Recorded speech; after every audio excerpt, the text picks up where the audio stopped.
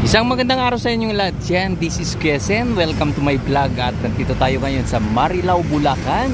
At ating muling update itong ginagawa nilang PNR NSCR project dito sa area na ito. So ito na po yung ginagawang station ng NSCR Marilao. Nandito lamang po yan sa may along MacArthur Highway. Yan po yung patungo sa may Bukawi, no? At nakikita natin mula sa ating kinatatayuan, wala na po yung mga scaffolding dito sa may bahaging ito, ano? So tinanggal na po lahat yan, no? Patungo po ito ng may kawayan naman, yan po. So yung mga viaducts dyan ay nalagyan na po ng mga parapet wall, yan po, nakikita nyo. So dito banda ay tuloy-tuloy na rin ang kanilang paglalagay ng roof trusses dito sa may bubong. Ayan po. So mayroon na lamang kung natitirang scaffolding dyan, mga kapiraso na lamang po yan, no? So pinipinis na po yung loob nito at tuloy-tuloy na rin ang paglalagay ng mga iba pang structure dyan sa may bubong, no? So tayo magpalipad ng drone para makita nyo yung iba pang progress nitong ginagawang project dito. At patungo doon, tignan din natin yung mga viaducts kung may mga nailagay ng mga parapet wall, yung kahabaan ng patungong Bukawi, Bulacan.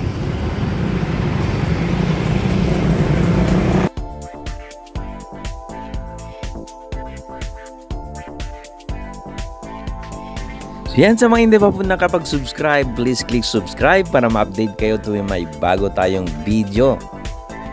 The North-South Commuter Railway (NSCR), also known as the Clark-Calamba Railway, is a 147-kilometer, 91-mile commuter rail system under construction on the island of Luzon in the Philippines, running from New Clark City in Capiz, Tarlac, to Calamba, Laguna, with 36 stations and 4 services. The railway is designed to improve connectivity within the Greater Manila area and will be integrated with the railway network in the region. Ang binaybay natin ngayon ay patungong Bukawi, Bulacan, at ito na po yung itsura ng mga viaducts na kanilang nagawa at natapos. At may mga parapet wall na po itong magkabilang gilid ng viaducts patungong Bukawi area.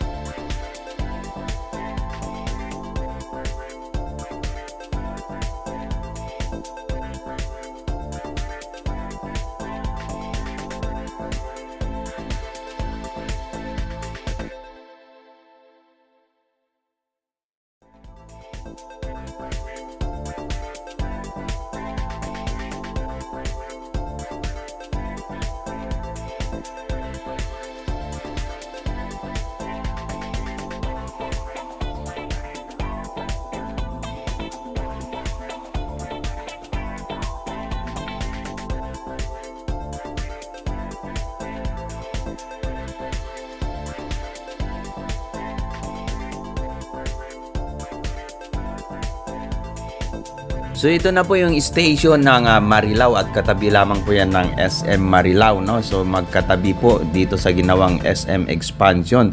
At nakita natin yung improvement nito ay halos kalahati na yung nalagyan ng roof trusses ng bubong.